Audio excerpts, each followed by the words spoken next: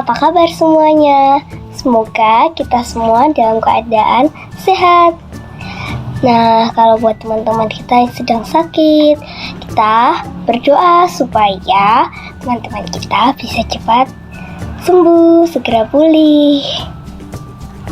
Nah, sebelum kita mengawali sekolah minggu kita hari ini, yuk kita berdoa dulu. Selamat pagi Tuhan Yesus. Pagi ini kami ingin bersekolah minggu, akan mendengarkan firman-Mu, dan berkatilah kami dari awal, pertengahan, hingga akhir. Terima kasih Tuhan Yesus, dalam nama Tuhan Yesus kami berdoa. Amin. Yuk teman-teman, kita nyanyikan lagu Yesus Pokok. Musik.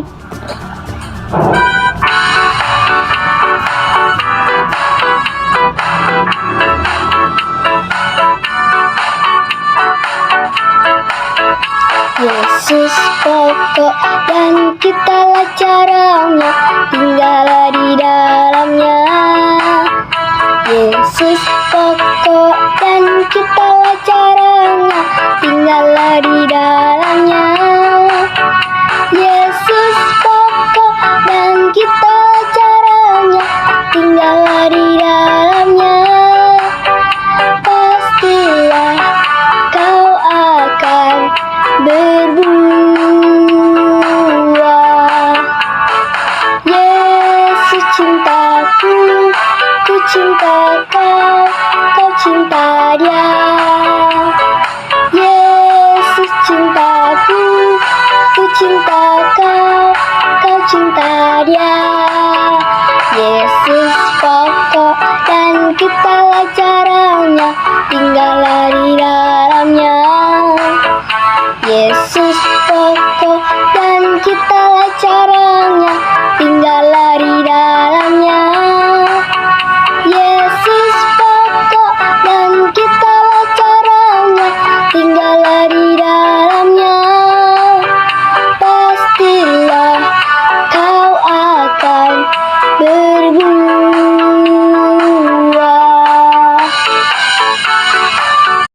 Kita udah mau firman nih. Yuk, kita mau menyanyikan lagu Firman Tuhan Ku Dengar. Musik.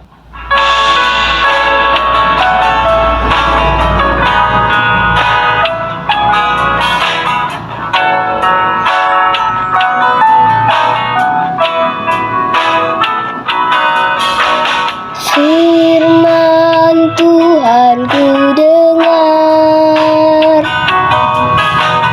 ku tanam di hatiku. Ku ingin bertumbuh, subur berbuah lebat.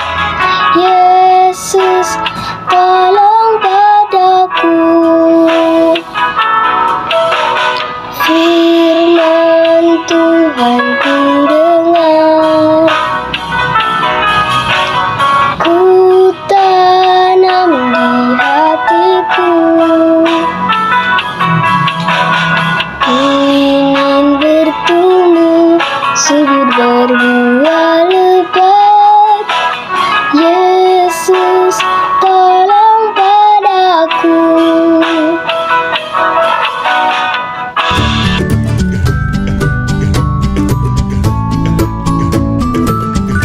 Halo teman-teman Solideo, kembali lagi berjumpa dengan Mas Mada.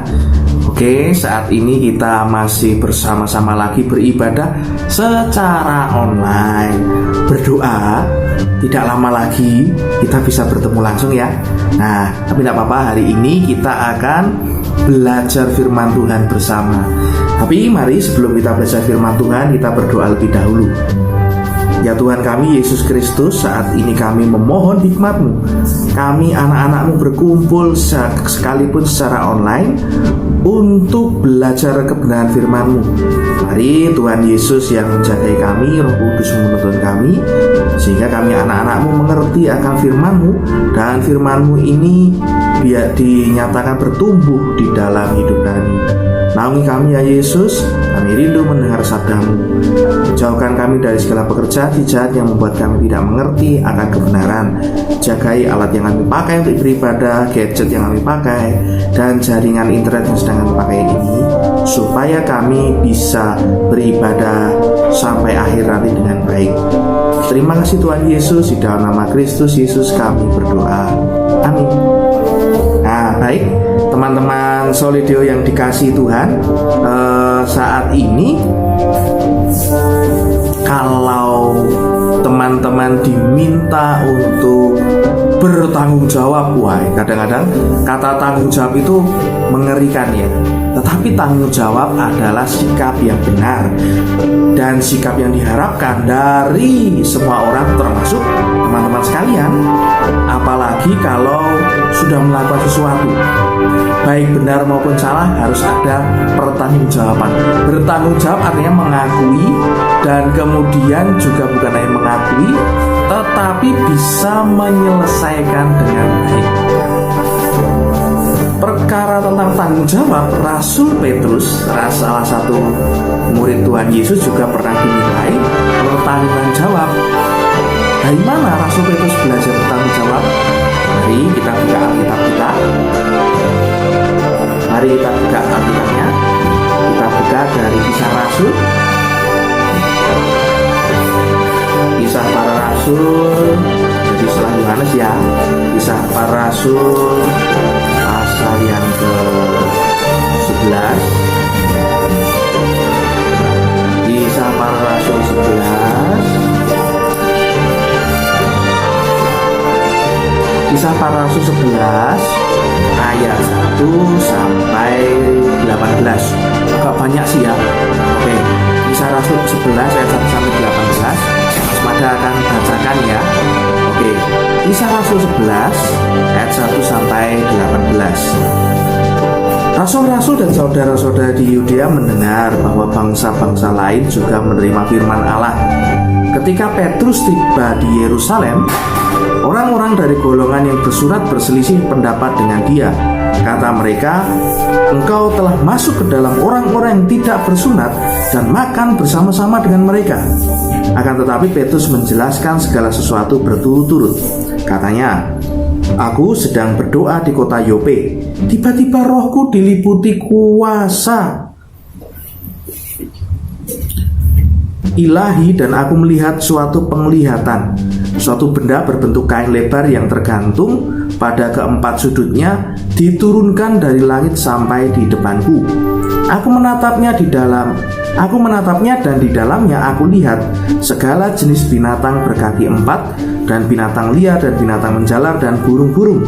Lalu aku mendengar suara berkata kepadaku, bangunlah hai Petrus, sembelihlah dan makanlah.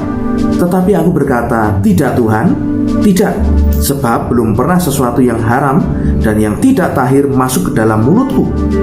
Akan tetapi untuk kedua kalinya suara dari surga berkata kepadaku, apa yang dinyatakan halal oleh Allah, tidak boleh engkau nyatakan haram. Hal itu terjadi sampai 3 kali, lalu semuanya ditarik kembali ke langit. Dan seketika itu juga 3 orang berdiri di depan rumah di mana kami menumpang. Mereka diutus kepadaku dari Kaisarea. Lalu kata roh kepadaku, pergi bersama mereka dengan tidak bimbang. Dan ke-6 saudara ini menyertai aku. Kami masuk ke dalam rumah orang itu dan ia menceritakan kepada kami bagaimana ia melihat seorang malaikat berdiri di dalam rumahnya dan berkata kepadanya, suruhlah orang ke Yope untuk menjemput Simon yang disebut Petrus. Ia akan menyampaikan suatu berita kepada kamu yang akan mendatangkan keselamatan bagimu dan bagi seluruh isi rumahmu. Dan ketika aku mulai berbicara, turunlah Roh Kudus ke atas mereka, sama seperti dahulu ke atas kita. Maka teringatlah aku akan perkataan Tuhan. Yohanes membaptis dengan air, tetapi kamu akan dibaptis dengan Roh Kudus. Jadi jika Allah memberikan karunia kepada mereka sama seperti kepada kita pada waktu kita mulai percaya kepada Yesus Kristus, bagaimanakah mungkin aku mencegah dia? Ketika mereka mendengar hal itu, mereka menjadi tenang lalu memuliakan Allah. Katanya, jadi kepada bangsa-bangsa lain juga Allah mengaruniakan pertobatan yang memimpin kepada hidup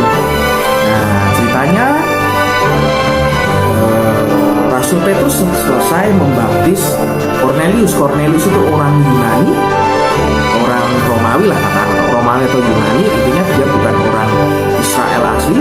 Dan pada waktu itu masih ada perdebatan, apakah boleh orang percaya atau orang Kristen yang berasal dari orang Yahudi itu bergabung, bersekutu, bahkan berbincang-bincang makan bersama di rumah orang-orang non-Yahudi. Nah, itu ternyata tidak dikehendaki oleh Allah, karena itu bisa menghambat Injil. Kalau orang Yahudi yang sudah percaya pada Tuhan Yesus tidak mau berjumpa, bersua dengan orang-orang non-Yahudi, maka Injil hanya akan beredar di antara orang Yahudi saja. Padahal Tuhan Yesus menghendaki seluruh bangsa di dunia ini, termasuk orang-orang Romawi, orang-orang Yunani, orang-orang manapun juga, itu mendengar Injil. Pada waktu itu ada larangan tradisi ya, itu kebiasaan, adat kebiasaan orang Yahudi yang tidak mau makan bersama, bergabung, masuk ke rumah orang-orang yang bukan Yahudi, yang belum bersunat. Nah, Rasul Petrus sudah masuk ke rumah Kornelius, bahkan membaptis Kornelius, sehingga beberapa saudara-saudara Yahudi tidak siap. Wah, ini gimana ini? Kamu kok masuk ke rumah orang yang tidak bersunat? Nah, waktu itulah Rasul Petrus menjelaskan, lihat, aku dulunya juga berpikir seperti itu, tapi suatu saat tiba-tiba ketika aku sedang berdoa, ada penglihatan dari atas langit, ada bermacam hewan yang itu dibawa oleh Kain. Besar sekali kainnya, di tengahnya ada hewan macam-macam, sapi, kuda, lembu, mungkin ada juga buaya, ada ular. Yang dulu ada hewan yang dikatakan haram, ada yang dikatakan halal. Yang halal itu boleh dimakan, yang haram itu tidak boleh sama sekali dimakan, dipegang saja tidak boleh. Nah, suatu saat ada penampakan seperti itu, ada penglihatan seperti itu, dan ada suara dari Tuhan. Petrus, ambil dan sembelihlah hewan yang ada di dalam ini. Loh, Tuhan kan di situ ada hewan haram. Tidak boleh dong. Saya tidak pernah makan makanan yang haram. Petrus, apa yang dihalalkan oleh Tuhan tidak boleh diharamkan oleh manusia. Ternyata ini bukan soal makan, tetapi lebih besar dari itu, soal hubungan, relasi, pertemanan. Boleh saja kamu berjumpa, berbicara dengan orang-orang yang tidak bersunat. Yang tidak boleh kamu mengikuti tradisi yang salah atau adat istiadat yang salah. Waktu itu orang yang bukan Yahudi memang kadang-kadang ngawur, tetapi bukan alasan bahwa orang Yahudi tidak boleh bergaul, bahkan masuk ke rumah orang-orang yang tidak bersunat. Apalagi yang mau dijumpai Petrus itu punya niatan baik. Dia ingin mendengar, Kornelius itu ingin mendengar Injil Tuhan Yesus Kristus yang dibawa oleh Rasul Petrus. Setelah mendengar penjelasan itu, tepat Rasul Petrus dijemput, dibawa ke rumah Kornelius. Ketika Rasul Petrus sedang berkhotbah, sedang menjelaskan Injil, tiba-tiba Kornelius dan orang-orang yang bukan Yahudi itu juga menerima Roh Kudus, bahkan bisa berbahasa roh, katakanlah ya, berbahasa roh, sama seperti Rasul Petrus dan kawan-kawan di masa Pentakosta yang kemarin. Ini nanti kita mau menyambut Pentakosta. Nah, dari penjelasan Petrus itu, Petrus bertanggung jawab karena apa yang dilakukannya itu benar di mata Tuhan. Apa yang dilakukannya adalah perintah Tuhan. Kalau ada orang-orang atau manusia-manusia yang mempertanyakan itu, maka Petrus berani memberi jawab.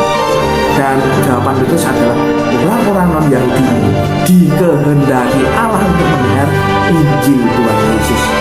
Sama seperti orang Yahudi juga harus mendengar Injil Tuhan Yesus.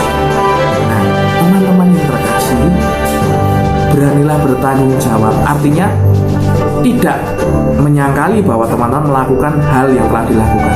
Yang kedua, teman-teman bisa menceritakan bahwa yang dilakukan itu benar.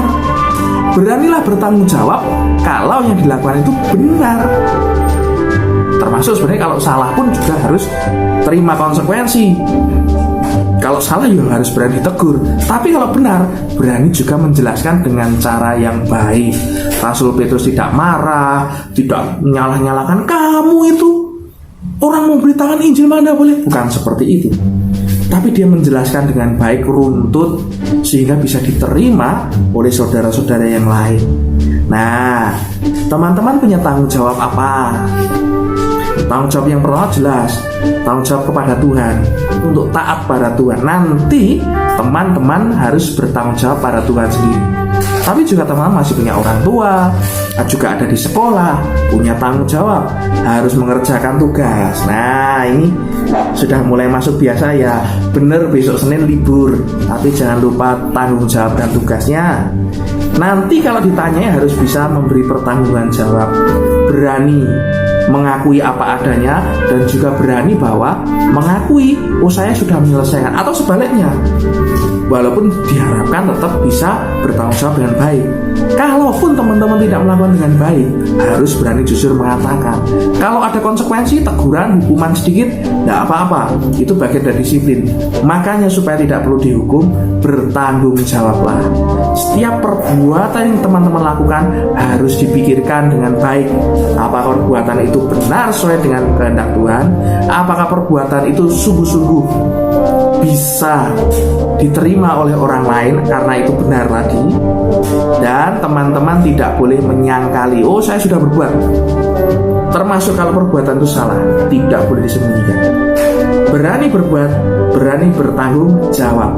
Apalagi kalau perbuatan itu benar. Beranilah mengakui, beranilah bertanggung jawab, beranilah menceritakan apa yang sudah teman-teman lakukan. Baik teman-teman, sampai jumpa di lain kesempatan. Berdoanya nanti berjumpanya langsung ketemu sama Mas Mada ya. Nah, baik, kita akan tutup dalam doa. Ingat, berani berbuat, berani bertanggung jawab. Maka berbuatlah yang benar supaya bertanggung jawabannya enak. Tuhan memberkati kita semua. Mari kita tutup dalam doa.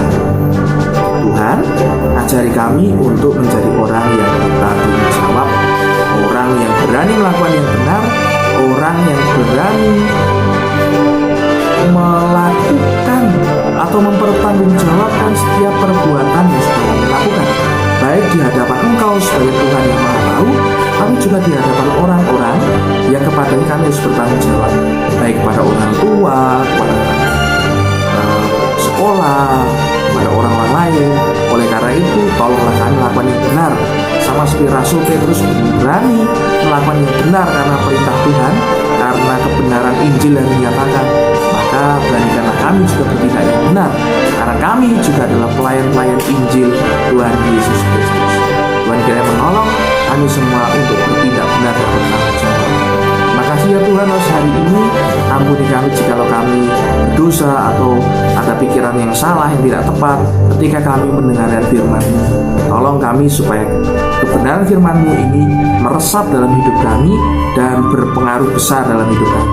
Dalam nama Tuhan kami Yesus Kristus kami berdoa. Amin. Baik, sampai jumpa lagi teman-teman. Tuhan memberkati. Gimana Sobat Solideo? Firmannya bagus kan? Semoga kita dapat melakukan di dalam kehidupan sehari-hari. Tak terasa, sebentar lagi sekolah minggu kita hari ini sudah mau selesai. Tapi jangan sedih, karena minggu depan kita akan bertemu lagi di sekolah minggu online bersama teman-teman kita ataupun kakak-kakak kita. Yuk teman-teman, kita menyanyikan lagu Hati yang Gembira Adalah Obat. Musik.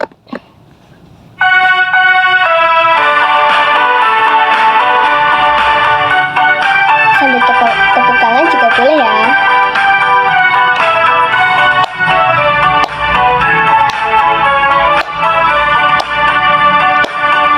Hati yang gembira adalah obat,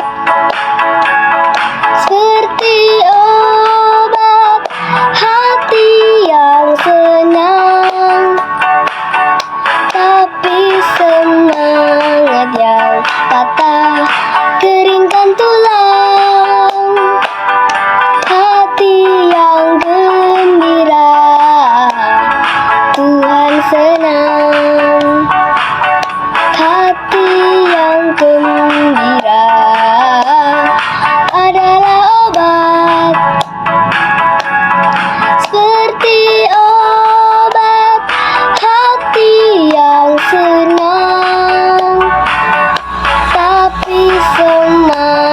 yang patah, keringkan tulang, hati yang gembira, Tuhan senang.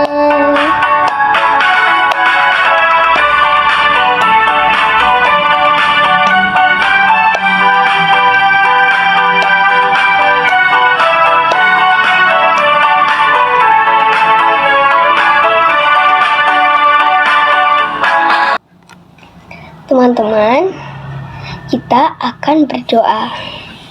Lipat tangan, tutup mata, tunduk kepala, mari kita berdoa. Terima kasih Tuhan atas firman yang telah Engkau berikan kepada kami semuanya, dan berikanlah supaya kami semua dapat mengerti dan melakukan apa yang telah Engkau firmankan kepada kami. Dan terima kasih karena sudah menuntun sekolah minggu ini dari awal hingga akhir. Terima kasih Tuhan. Dalam nama Tuhan Yesus kami telah berdoa. Amin. Sampai jumpa teman-teman. Dadah. Tuhan Yesus memberkati. Dadah.